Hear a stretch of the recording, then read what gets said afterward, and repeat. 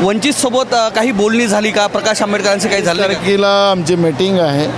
30 तारखेला ते नाही त्यांचे प्रतिनिधी येतील आणि तिथून चर्चा सुरू होईल. प्रकाश आंबेडकरांनी जे वक्तव्य केलं त्यांनी सांगितलं की नानांना काँग्रेसमध्ये अधिकार नाही युती हे संदर्भात. आमच्या प्रभाऱ्यांनी त्यांना सांगितलेलं आहे. झालं तो विषय संपला.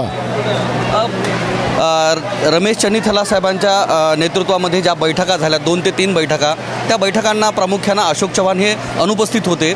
त्या दृष्टिकोनातून आपण या ठिकाणी जे उपस्थित आहात, अशोक चव्हाणांची मनधरणी करण्यासाठी आलेत का? बघा, त्यांची तब्येतीचा प्रश्न होता. 2 सभेला ते राहिले नाही, पण बाकीच्या ह्याच्यात सगळ्या ठिकाणी ते होते. आता लातूरमध्ये पण उद्या आहेत.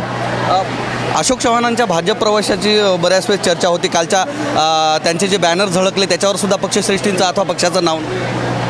अफवा या सातत्यानं चालत राहणार आहे. भाजप घाबरलेलं आहे आणि त्याच्यामुळे मूळ जनतेचे प्रश्न डायव्हर्ट करण्यासाठी अशा बातम्या भाजपकडून पेरल्या जातात. शेवटचा प्रश्न, रुपाली चाकणकरांच्या खात्यावर निनावे 14 कोटी रुपये जमा करण्यात आलेत, काय सांगणार? मला त्याची माहिती नाही. माहिती घेऊन त्याच्यावर बोलता येईल. नाना, आणखी 1-2 प्रश्न आहेत. खरंच काँग्रेस वंचितच्या युती संदर्भात हे आग्रह आम्ही आग्रही आहोत. तर हे आपल्यासोबत नाना पटोले होते, ज्यांनी सांगितलं की वंचितशी निश्चितच आपलं बोलणं होईल. प्रकाश आंबेडकरांना युतीत घेण्यासंदर्भात आमची भूमिका नक्कीच सहकार्याची आहे आणि भविष्यात प्रकाश आंबेडकरसुद्धा महाविकास आघाडीसोबत असतील असा विश्वास नाना पटोले यांनी दर्शवला आहे.